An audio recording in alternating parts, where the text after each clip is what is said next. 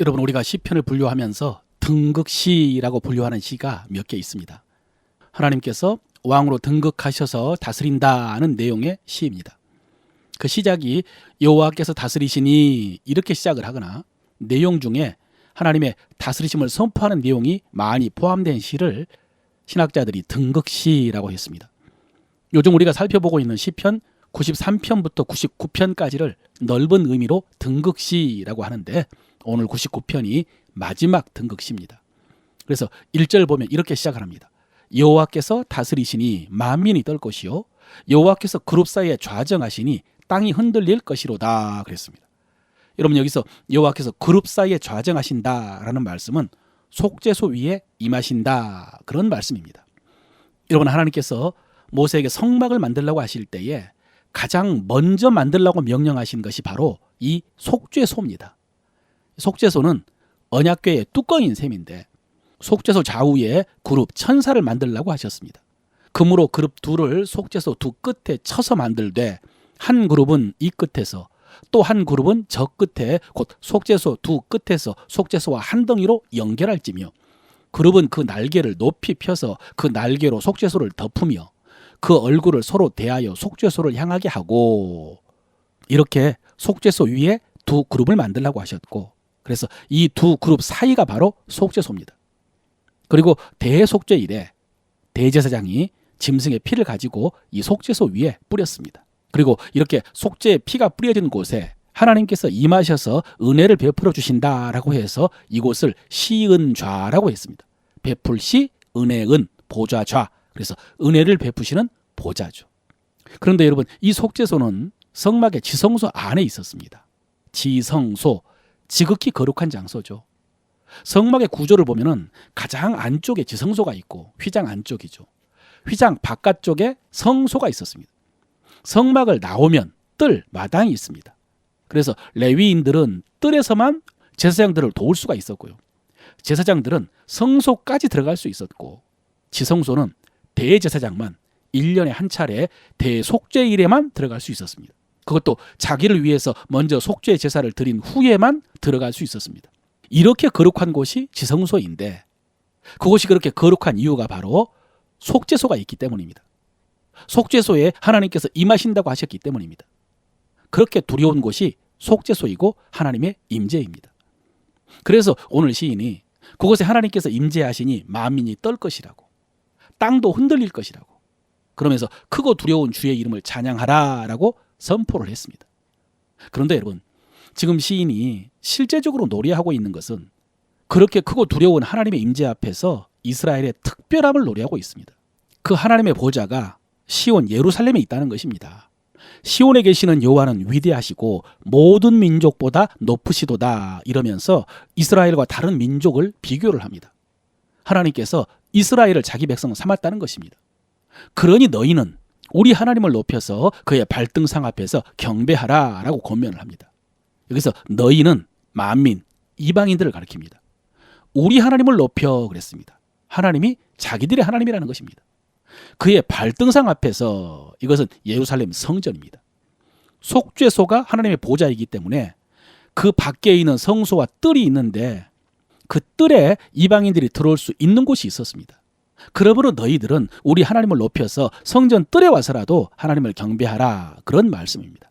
또 시인은 이스라엘 조상 중에 자랑할 만한 인물을 언급합니다. 제사장 중에는 모세와 아론이 있고 그의 이름을 부르는 자 중에 사무엘이 있다고. 그래서 그들이 여호와께 간구함에 응답하셨다고. 이렇게 믿음 좋은 하나님의 사람들이 있었다고 자랑합니다. 여러분, 이들이 위대한 하나님의 사람들입니다마는 완전하고 흠이 없는 사람은 아닙니다. 그래서 오늘 시인이 이렇게 말하죠. 하나님께서 그들이 행한 대로 갚기는 하셨으나 그들을 용서하셨다고. 오늘 시인은 자기 조상, 자기 집안 자랑하는 사람처럼 이스라엘의 특별함을 이렇게 노래했습니다. 그러면서 마지막에 그러므로 너희는 이방인이죠. 이곳 예루살렘에 와서 하나님을 예배하라 라고 하면서 시를 마쳤습니다. 그런데 여러분, 우리는 알고 있습니다. 지금까지 시인이 노래했던 모든 것은 예수 그리스도의 예표였습니다.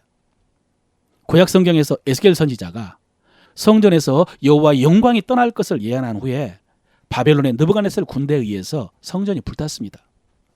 또 주님께서 성전이 허물어질 것을 말씀하신 후에 로마 군대에 의해서 다시 성전이 불탔습니다. 그리고 지금까지 예루살렘에는 성전이 없습니다. 주님은 자신의 성전됨을 말씀하셨습니다. 자기 몸이 성전이라고. 실제로 여러분, 구약에서는 하나님께서 지성소의 속죄소 두 그룹 사이에 강림하셔서 속죄의 은혜도 베풀어 주시고 또 기도의 응답도 해주시고 말씀도 주셨지만은 그 모든 일을 예수 그리스도께서 완성하셨습니다. 앞서 말씀드린 것처럼 하나님께서 은혜를 베풀어 주시는 시은좌, 은혜 보좌 앞에 오직 대제사장만 1년에 한 차례 들어갈 수 있었습니다. 일반 백성들은 성소에도 들어가지를 못하고요. 뜰에서요. 대제사장이 자기들의 죄를 사할 피를 가지고 성소를 지나 지성소에 들어가는 것을 바라볼 뿐이었습니다. 그때 대제사장이 자기 지파의 이름이 새겨진 보석이 달린 그 흉패를 걸고 들어가는 모습을 살펴볼 뿐이었습니다. 자기들은 들어가지도 못했습니다. 자기들을 대신해서 대제사장이 하나님의 임재, 보좌 앞에 들어가는 것을 지켜볼 뿐이었습니다. 그런데 우리 주님은요, 염소와 송아지의 피로 하지 아니하고 오직 자기의 피로 영원한 속죄를 이루사 단번에 성소에 들어가셨느니라 그랬습니다. 단번에 성소에 들어가셨다라고 했는데 이 성소는 이 땅에 있는 성전의 지성소가 아닙니다. 히브리 기자는요, 손으로 짓지 아니한 것, 곧 이 창조에 속하지 아니한 더 크고 온전한 장막이라고 했습니다. 그리스도께서 참것의 그림자인 손으로 만든 성소에 들어가지 아니하시고 바로 그 하늘에서 들어가사 이제 우리를 위하여 하나님 앞에 나타나시고 그랬거든요. 예, 우리 주님께서는 예루살렘 성전에 들어간 것이 아니라 곧바로 하늘에 들어가셨습니다. 부활 후 승천하셔서 하나님 보좌 우편에 앉아 계신 것입니다. 우리를 위해서 그러셨다고 했습니다.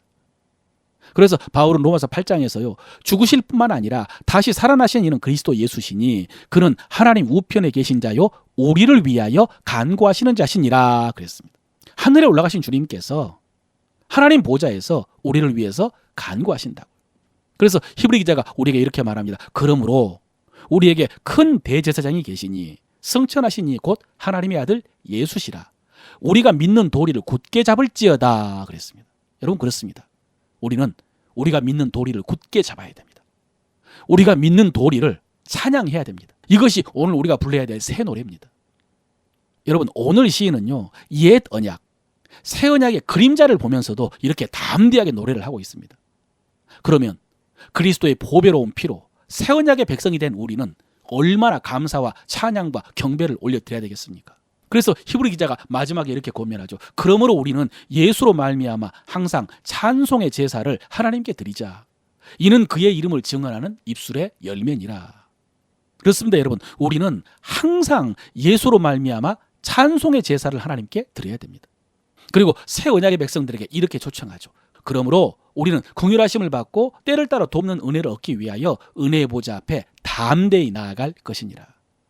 여러분, 오늘 시인이 1년에 한 차례 대제사장만 짐승의 피를 가지고 떨면서 속죄소에 들어가는 모습을 찬양을 했는데요.